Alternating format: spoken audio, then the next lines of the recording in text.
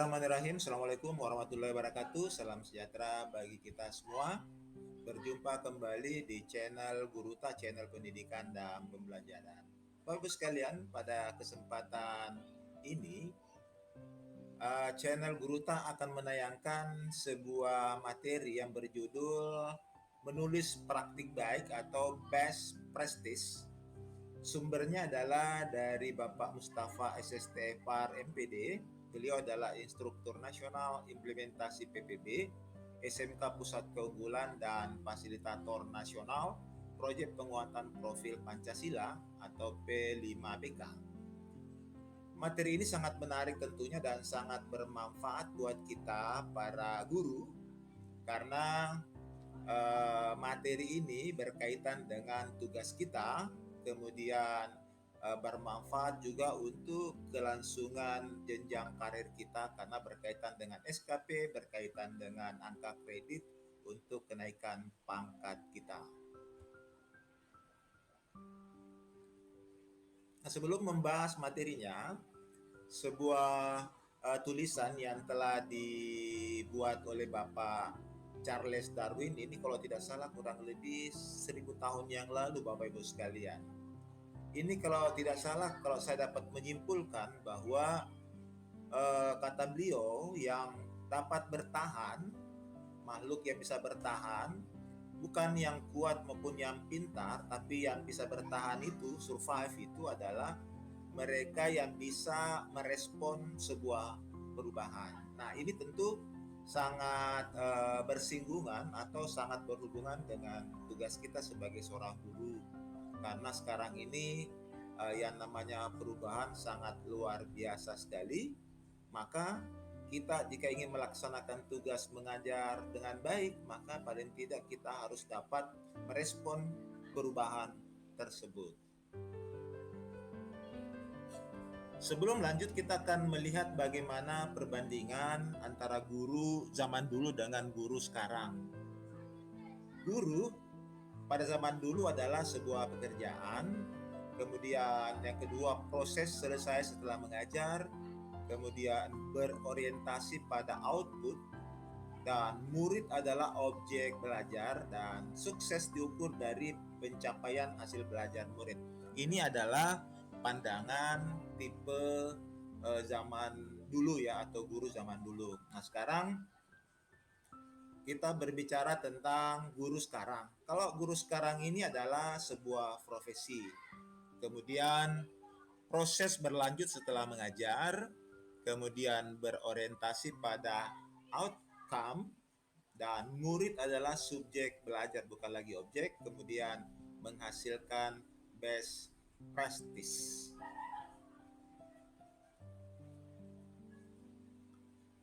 Dari paparan materi beliau, di sini disebutkan juga bagaimana menjadi guru profesional. Ini diantaranya ada beberapa bagian, ada 4 ya secara umum, bahwa guru yang profesional adalah guru yang menampilkan yang terbaik dari profesinya sebagai seorang pendidik. Kemudian menyadari tentang pentingnya standar kualitas dalam profesi sebagai pendidik. Dan yang ketiga katanya, menetapkan standar yang tinggi dalam mencapai best practice. Kemudian yang terakhir, seorang guru itu yang profesional melakukan inovasi dalam pembelajaran untuk mencapai kualitas proses dan hasil belajar.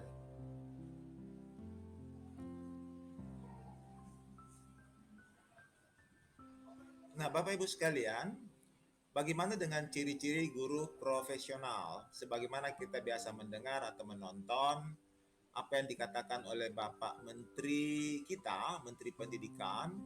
Nah, di sini juga digambarkan bagaimana ciri daripada guru yang profesional khusus di abad 21. Katanya ciri yang pertama itu adaptif, berikutnya ada yang namanya lifelong learner, kemudian guru itu melek teknologi, kemudian guru itu kolaboratif, kemudian berpikir ke depan, dan guru itu sebagai advokat. Ini adalah ciri-ciri daripada guru profesional di abad 21. Kemudian kita masuk pada materi yang kita akan bahas, yaitu materi best practice. Nah, Bapak Ibu sekalian, pada tayangan ini diberikan sebuah pengertian tentang best practice. Pengertian di sini meliputi pengertian secara internasional dan secara nasional. Bapak Ibu sekalian bisa melihat pada tayangan dalam video ini. Ini saya lihat dari nasional, pengertiannya bahwa best practice itu adalah pengalaman terbaik tentang keberhasilan seorang guru dalam melaksanakan tugas profesinya. Kemudian praktek baik dalam pembelajaran dan lebih lanjut dapat sebagai rujukan dalam mengembangkan kemampuan mengajar guru-guru lainnya. Kemudian berikutnya, salah satu bentuk publikasi ilmiah yang dapat dilakukan oleh guru. Jadi best practice ini adalah sebuah publikasi ilmiah. Kemudian pengertian di sini dari pemateri menulis bahwa best practice itu digunakan untuk mendeskripsikan atau menguraikan pengalaman terbaik dari keberhasilan seseorang atau kelompok dalam melaksanakan tugas, termasuk dalam mengatasi berbagai masalah dalam lingkungan tertentu. Untuk guru, terutama adalah pembelajaran di sekolahnya.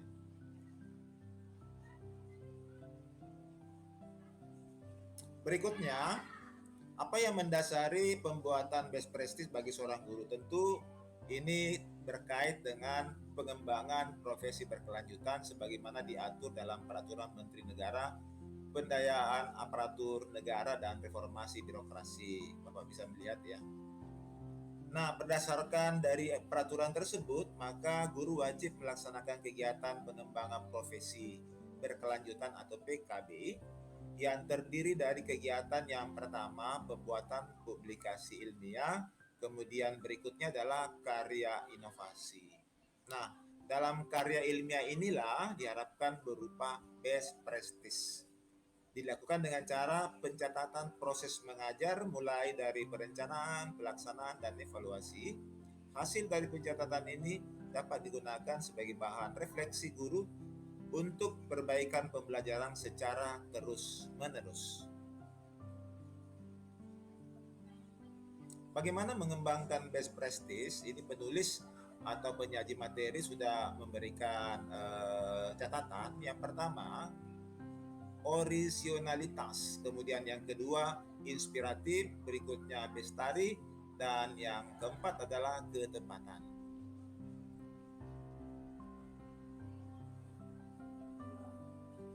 Ini Bapak Ibu sekalian, originalitas, inspirasi, kemudian keberhasilan bestari, ketepatan, dan kejelasan. Ini Bapak tentu sudah dapat memahami apa maksud daripada originalitas, inspiratif, keberhasilan bestari, dan ketepatan dan kejelasan. Intinya original ini adalah yang terbaru, bukan meniru atau mencontoh. Kemudian menginspirasi di sini intinya adalah bahwa apa yang kita buat ini bisa menjadi sebuah contoh atau pedoman, inspirasi buat orang lain. Kemudian keberhasilan bestari di sini adalah menggambarkan rangkaian dijelaskan sehingga dapat dilakukan berulang, gitu ya. Bestari artinya dapat dilakukan berulang. Kemudian yang terakhir, ketepatan dan kejelasan. Jelas sekali. Nah, Bapak sekalian, bidang-bidang apa saja yang bisa menghasilkan best practice ini sini adalah ada kurikulum, ada kepemimpinan, kualitas guru, pengembangan profesionalitas, kemudian pembelajaran inovasi, asesmen inovatif, kemudian ada differentiated instruction, ICT basic instruction. Ini banyak sekali termasuk pendidikan inklusif, program literasi, pendidikan karakter, dan kemandirian belajar. Ini adalah bidang-bidang yang bisa menjadi garapan dalam pembuatan atau yang bisa menghasilkan best practice. Bagaimana menjadi guru berorientasi pada best practice? Ini kalau kita nih guru, menurut penjelasan beliau ketika ingin berorientasikan kegiatan kita pada best practice ini, maka ada beberapa hal yang kita bisa lakukan. Yang pertama, ada observasi sejawat, kemudian aktif di grup sosial media khusus guru, aktif dalam sharing di kelompok profesi, kemudian menjadikan murid sebagai asesor, kemudian buat powerful lesson plan, perencanaan ke depan gitu, termasuk terbuka dan reflektif, kemudian aktif update diri, gunakan media, kembangkan wawasan, gunakan ICT, kemudian bisa jadi blogger profesional, kemudian lakukan PTK, kemudian tim teaching, ikut forum PD atau pengembangan diri. Ini yang orientasi ya. Bagaimana mendapat data tentang best practice? Di Bapak Ibu sekalian, menurut penjelasan daripada pemateri bahwa hal yang kita bisa lakukan untuk mendapatkan data yang pertama adalah refleksi diri tentang pembelajaran, mengumpulkan feedback dari murid, kemudian berkolaborasi dengan sejawat, menilai hasil belajar murid, kemudian yang terakhir, mengikuti pedoman menjadi guru profesional. Indikator-indikator, di sini ada beberapa indikator Bapak sekalian, kita bisa melihat di sini dan menyimak. Mudah-mudahan di tayangan jelas untuk kita bisa perhatikan ini ya.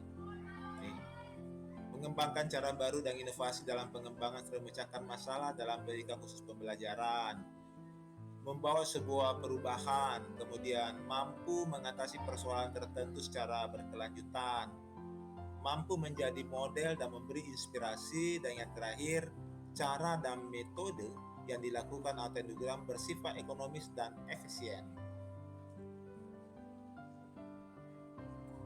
Kunci best practice, di sini salah satu bagian yang sangat penting Bapak Ibu sekalian.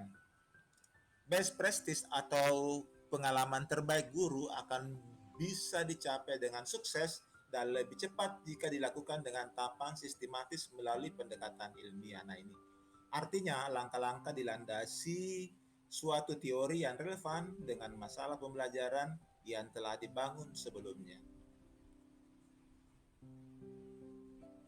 Tips membuat best practice nih Bapak sekalian, memerlukan ilmu pengetahuan dan seni dipakai sebagai landasannya. Nah itu data dan catatan dari progres keberhasilan serta data pendukung yang secara nyata dialami selama mengatasi permasalahan atau mengembangkan pembelajaran dicatat dengan sebaik-baiknya.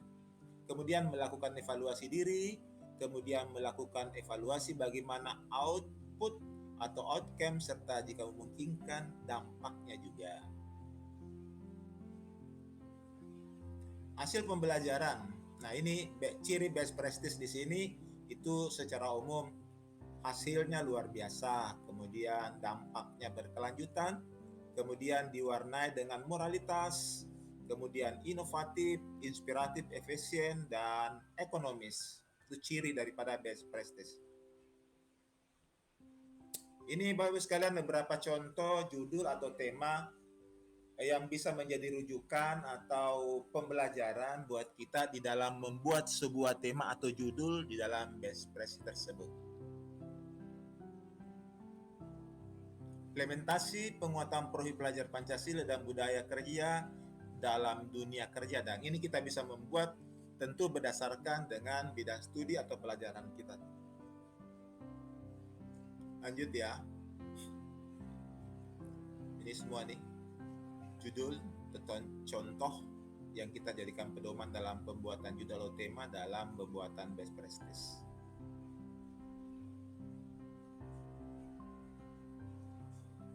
Nah itu Bapak sekalian, saya rasa cukup sekian dari penayangan penyajian materi yang disampaikan pada hari ini. Mudah-mudahan bermanfaat buat kita semua. Mohon maaf atas segala kekurangan. Assalamualaikum warahmatullahi wabarakatuh.